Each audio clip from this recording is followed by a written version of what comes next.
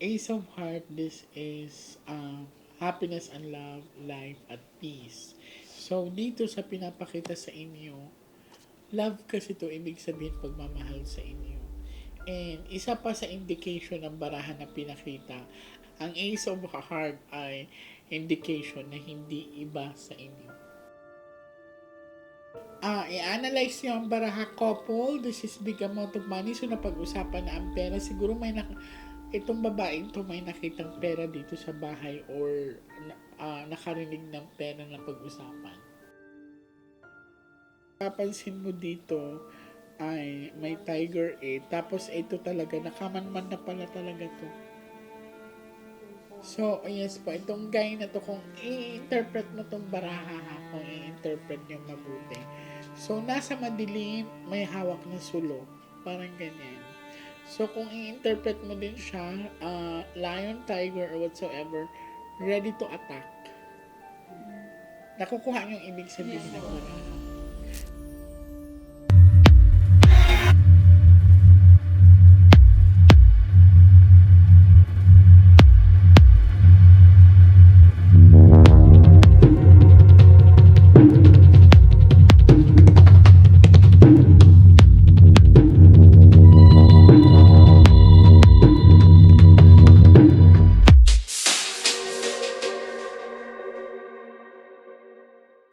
Ha?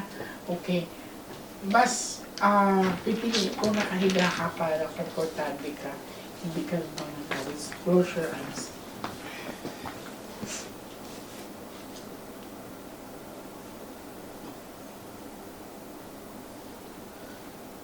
Ano man ang makikita mo, mararamdaman mo, sabihin mo sa amin.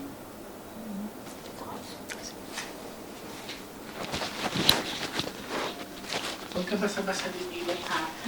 Dahil may makikita kang maliit na liwanag na, maliit na butas na nagliliwanag. Pag yan nakita mo, tuloy-tuloy ka na ha. Ready ka na? Alalayin na kitang humiga din eh. Wait lang. I'll get this one. Okay.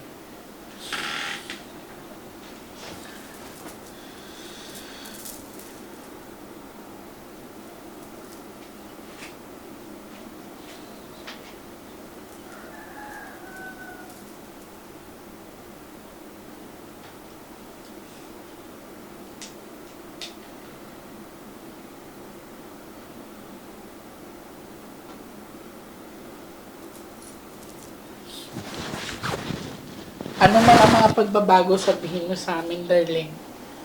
Andito lang ako sa tabi mo.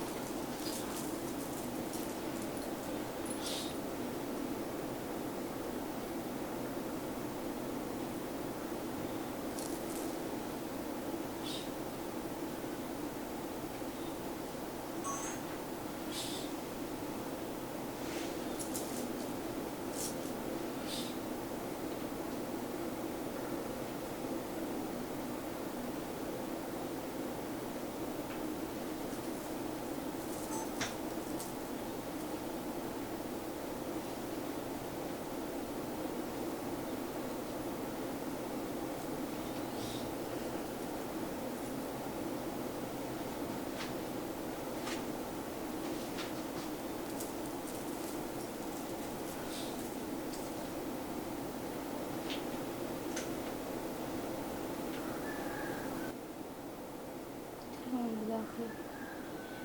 Ilan? Dalawa.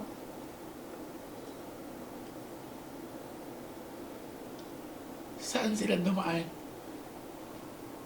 Yung isa pasakay ng motor. Yung isa na iwan.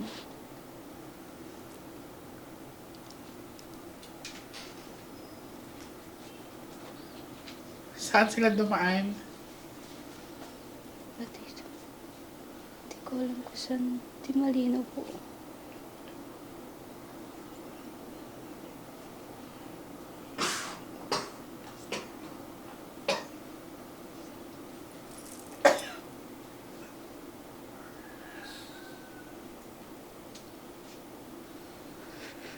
Ano pang sunod na nangyari, be? Nawala.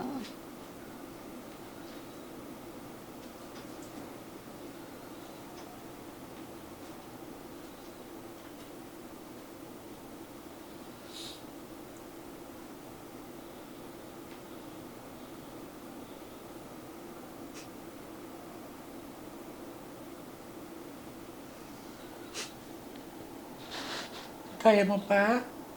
Ano nakikita mo? Madilim pero may sinasaksak. Lakasan mo loob mo, ha? Huwag kang bumitaw.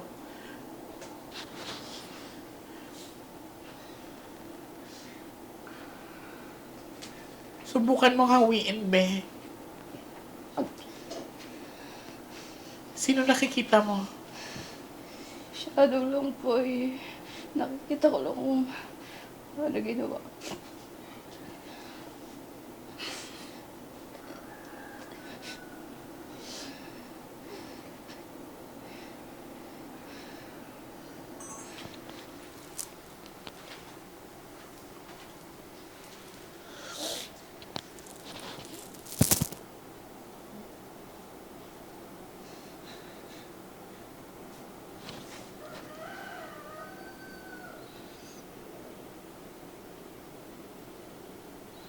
Ano pa nakikita mo? Huwag kang matatakot, be. Sabihin mo.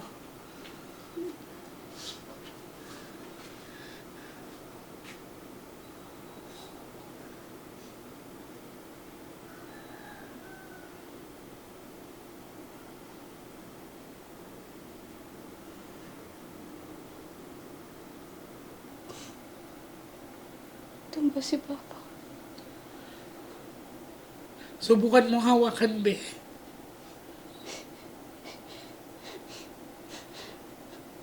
Kausapin mo.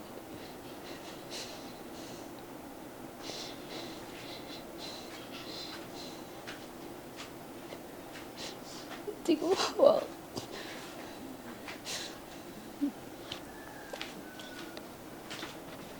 Subukan mo, subukan mo.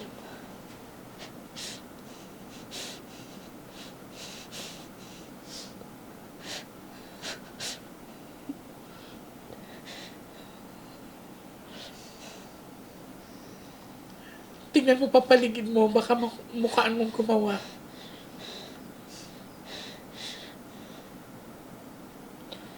Huwag kang bumitaw, ha? Andiyan ka na.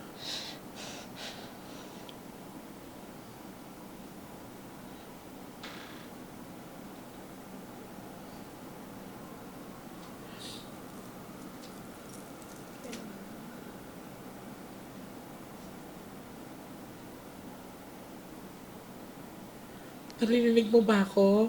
Mm.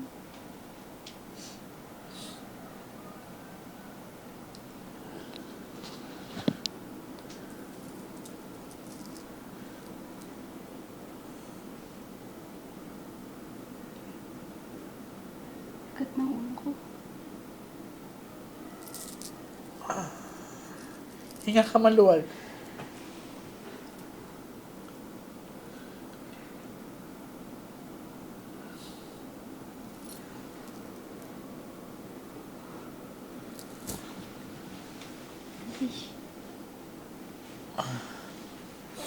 Hinga ka maluwag, ha?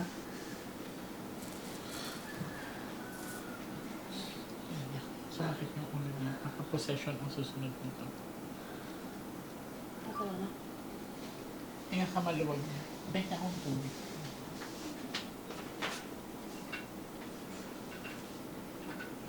Hinga ka muna.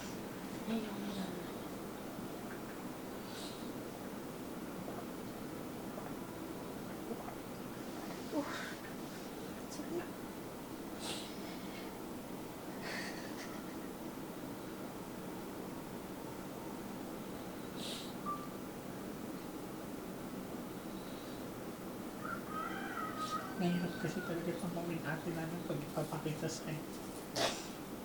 May nakita akong dalawang lalaki, isang babae.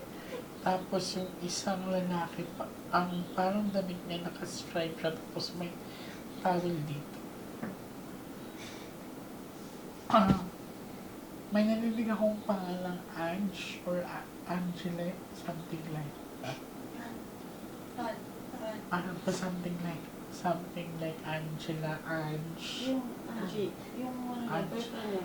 Yung parang boyfriend niya. Yung ngayon. Kenji. Sounds like that. ka lang. Oh, Pahinga ka lang. So, dalawang lalaki po sila. Oo, hindi. may dalawa akong nakitang lalaki kanina. Ako rin, dalawang lalaki.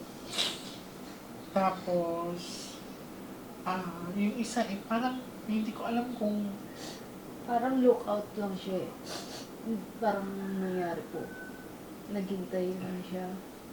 Tapos yung isa umalis, gamit motor. motor. Parang ang isa nga parang ex-security guard, something like that. Ayun kasi hindi ko na po Nakikita ko maano yun. eh. Yung aura. And basta may narinig akong parang Ay, na kinikilabutan ako. Ange or Kenj or Angela, something like that. Tapos may nakita pa ako hindi gan katangkad na lalaki na payat lang na parang parang tumakbo pa sa kusina. So, dalawa po. Dalawa Oo, po nasa dalawa. loob ng bahay. Oh, tapos ang isa is, hindi ko alam kung may tattoo siya dito, pero parang siya may mark dito sa braso. Ayun po yung pumatay.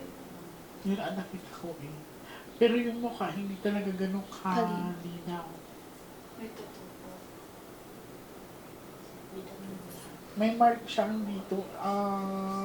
It's like, hindi ko alam kung peklat ba or tattoo ang Nakita mo yung ano? sa May braso niya. tattoo. May Walang tattoo po yung ano eh, wala po yung tattoo yung si...